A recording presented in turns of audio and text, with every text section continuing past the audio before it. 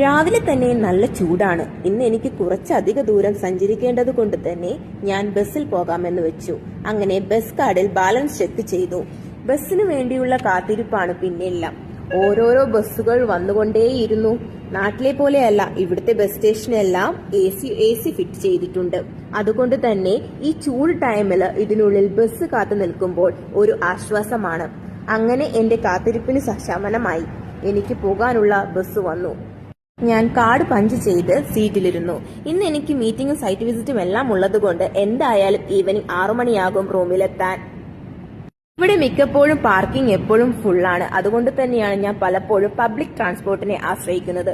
അങ്ങനെ എന്റെ മീറ്റിംഗും കാര്യങ്ങളും ഒക്കെ കഴിഞ്ഞ് ഈവനിങ് 6 മണിയോടുകൂടി ഞാൻ തിരിച്ച് റൂമിലെത്തി. എന്റെ ഹസ്ബൻഡ് പറഞ്ഞത് പണ്ടെങ്ങോ നമ്മൾ മാളിൽ പോയപ്പോൾ പൂരിപ്പിച്ചു കൊടുത്ത ഏതോ കൂപ്പണിന് നമുക്ക് ഗിഫ്റ്റ് അടിച്ചു എന്ന്. അങ്ങനെ ആ ഗിഫ്റ്റ് കൈപ്പറ്റാൻ ഞങ്ങൾ പോയി. ഇതാണ് കേട്ടോ ആ ഗിഫ്റ്റ്.